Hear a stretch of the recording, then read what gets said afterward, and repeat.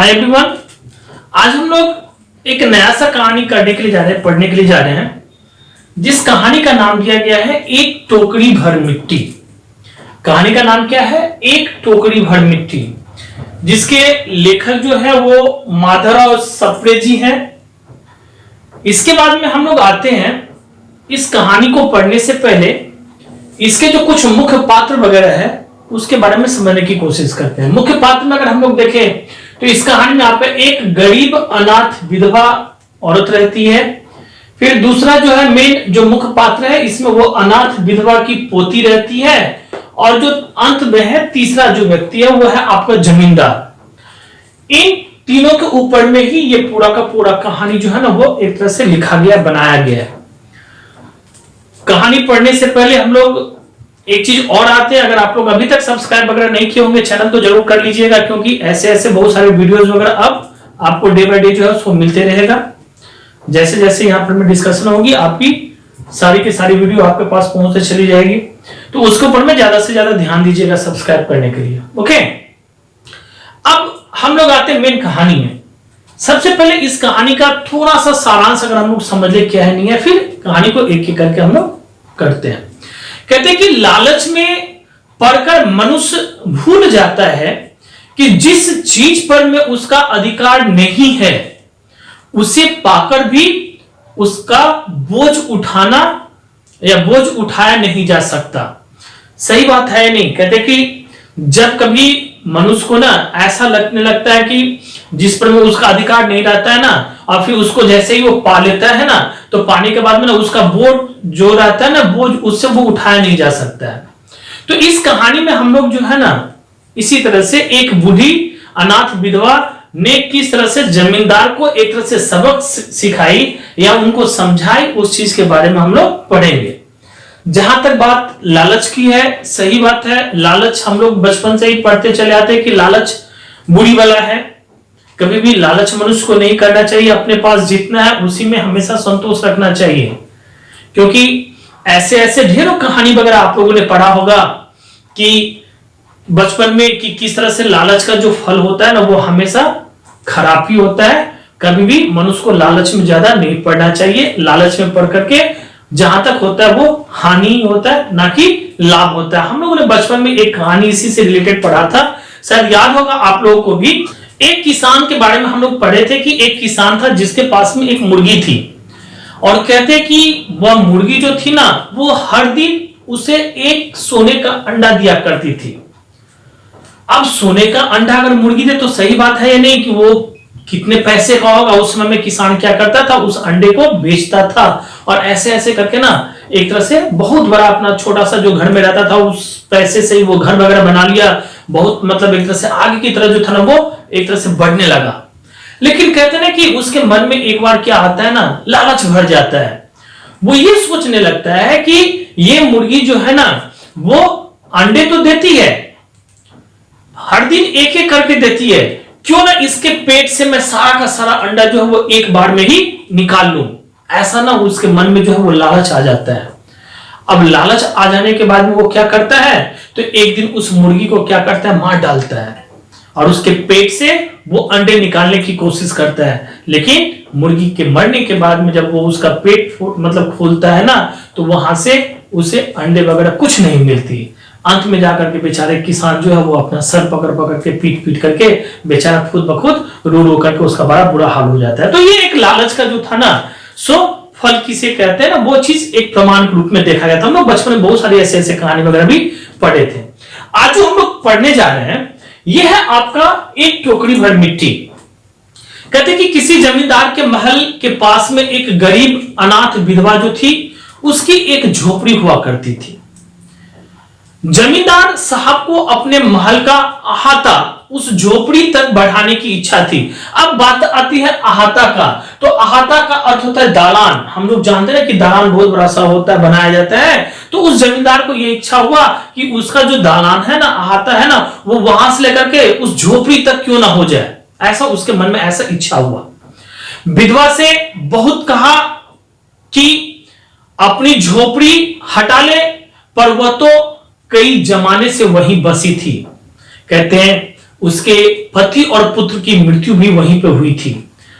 पतोहू, पतोहू एक तरह से कहा जाता है किसको, अगर हम लोग कहते हैं तो पुत्र वधू जिसको कहा जाता है उसको, मतलब उसके बेटे की जो स्त्री थी, पत्नी जिसको हम लोग कहते हैं। तो वहां पर में क्या हो कि पतोहू भी एक 5 वर्ष की कन्या को छोड़ करके और वह भी चल बसी थी। अब यही पोती इस वृद्धा काल में एकमात्र आधार थी किसकी, उस विधवा अनाथ औरत की।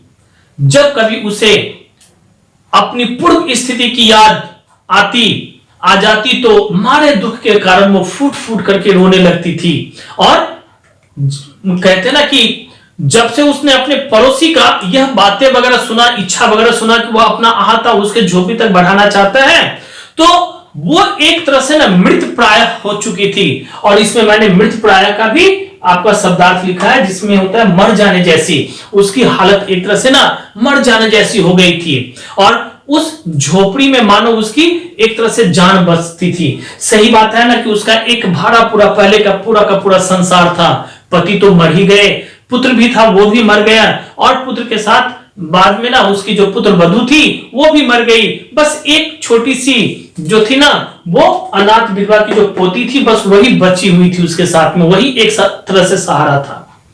जमींदार के जब सब प्रयत्न वगैरह जो था वो निसफल हो गया, मतलब क्या एक तरह से वो जो भी प्रयास करना चाहिए था वो कर चुका था, वो कुछ काम नहीं किया।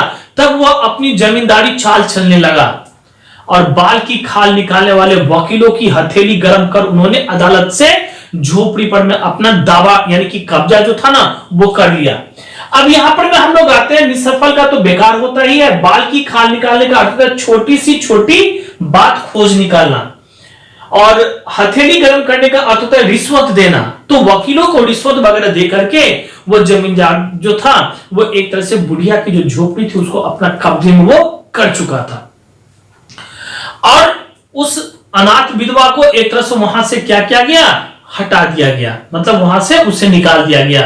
अब बेचारी अनाथ तो थी ही, पास पड़ोस में कहीं जाकर के अपना वो रहने लगी। अब वहां से बुढ़िया को निकाल दिया गया, वो आस पड़ोस में ही कहीं पर जाकर के अपना क्या की तो रहने लगी। एक दिन क्या होता है कि जमींदार जो थे ना वो झोपड़ी के आसपास में टहल रहे थे और लोगों को एक तरह से काम बतला रहे थे कि किसे क्या करना है नहीं करना है। इतने में ही क्या होता है, वह जो विधवा अनाथ थी ना वो वहां पर में हाथ में एक टोकरी लेकर के वहां पर में आ पहुंचती है। और जमींदार जैसे ही उसको देखता है वो अपने नौकरों से उसे वहां से भगाने के लिए कहता है कि इसे यहां से जितना जल्दी हो सकता है हटा दो। लेकिन वो विधवा अनाथ बेचारी जो थी ना वो गिरा करके और जमींदार से बोलती है कि महाराज अब तो यह झोपड़ी तुम्हारी हो ही गई है, इस पर तो मैं दावा नहीं कर रहा हूं, लेकिन मैं उसे लेने भी नहीं आई हूं, महाराज क्षमा करे। तो एक बात मैं आपसे विनती करना चाहती हूं। ये बातें जो थी ना वो विधवा औरत जो थी वो जमींदार से कहने लगी। जमींदार के सिर हिलाने पर में उसने कहा कि जब से यह झोपड़ी टूटी है तब से मेरी पोती ने खाना पीना सब कुछ छोड़ दिया है। मैंने बहुत समझाया पर वह मानती ही नहीं है, यही सिर्फ कहते जा रही है कि अपने घर चल वही रोटी खाऊंगी। अब अगर यही हट उसका ऐसा रह गया ना तो फिर मैं क्या करूंगी, तो फिर वो भी वैसे ही मेरे हाथ से चली जाएगी, वो भी उसी तरह से मर जाएगी। अब मैंने यह सोचा कि इस झोपड़ी में से एक टोकरी भर मिट्टी कम से कम लेके चले जाएं, जिस मिट्टी से मैं चूल्हा बनाऊं और उसी चूल्हे पर में रोटी पकाऊं, और रोटी पकाने के बाद में उसे मुझे ये भरोसा जरूर है कि इस चूल्हे पर में बनाया हुआ रोटी वो जरूर खाएगी। महाराज कृपा करके आज्ञा दीजिए, और तो इस टोकरी में मैं थोड़ी सी मिट्टी लेके चली जाऊंगी। जमींदार ने कुछ सोचा और फिर उसके ऊपर में एक तरह से दया दिखाते हुए और वह उसे क्या करता है, एक तरह से आज्ञा दे देता है। अब जैसे ही उस अनाथ विधवा को जमींदार के द्वारा जैसे ही एक तरह से आज्ञा मिल जाती है, वह विधवा जो थी वो झोपड़ी के भीतर में चली जाती है और वहां जाते ही उसे पुरानी बातें सारी की सारी याद आने लगती है। वो सारी कहानी जिस तरह से वो अपने पूरे परिवार के साथ में उस घर में छोटी सी झोपड़ी में रहा करती थी, फिर अपने पोती के साथ में रहा करती थी, पुरानी सारी की सारी बातें जो है ना उसे याद आने लगती है और उसकी आंखों से आंसू की धारा बहने लगती है। पुरानी बातें सब कुछ याद करके उससे रहा नहीं जाता और वो एक तरह से उसके आंखों से ना आंसू की धारा बहने लगती है। अपने आंतरिक दुख को किसी तरह से संभाल करके उसने क्या की, अपने टोकरी में मिट्टी भर ली।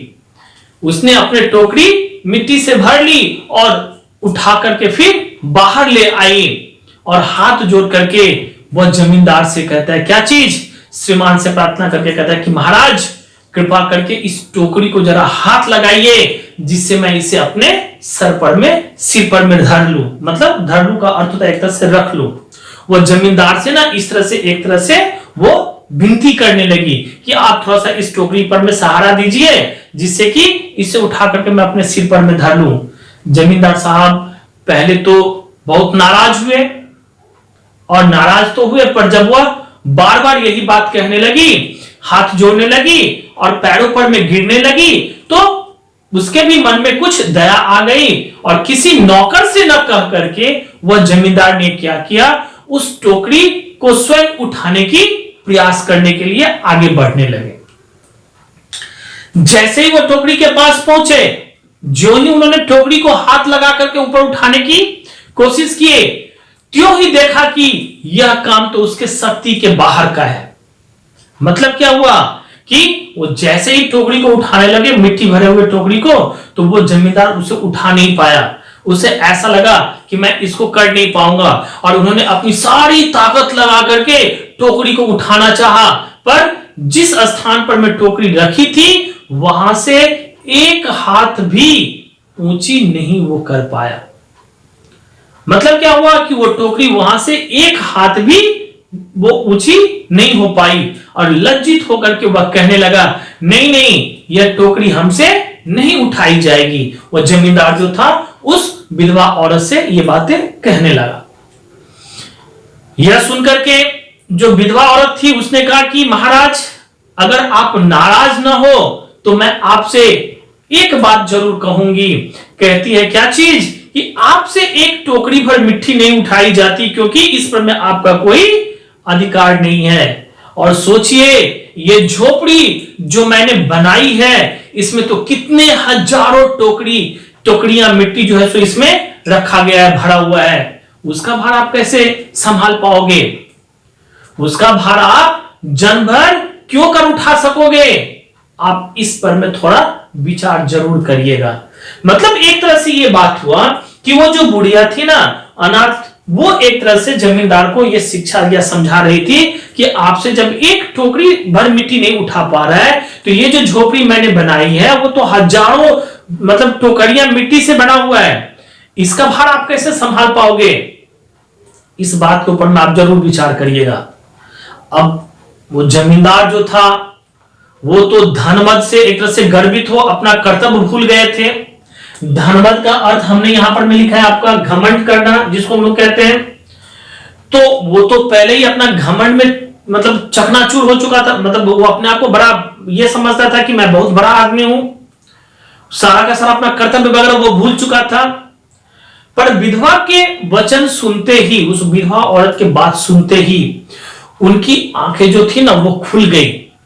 उन्हें ऐसा लगा कि नहीं, मैं उस विधवा औरत के साथ में गलत आचरण किया, मैंने गलत व्यवहार किया, मुझे उसका झोपड़ी नहीं लेना चाहिए था। ऐसी ऐसी बातें उसके दिमाग में आने लगी। उसका आंखें जो था ना जमींदार का वो खुल गई और विधवा से उन्होंने क्षमा मांगी और फिर उसके बाद में उसकी झोपड़ी उसे वापस दे दी।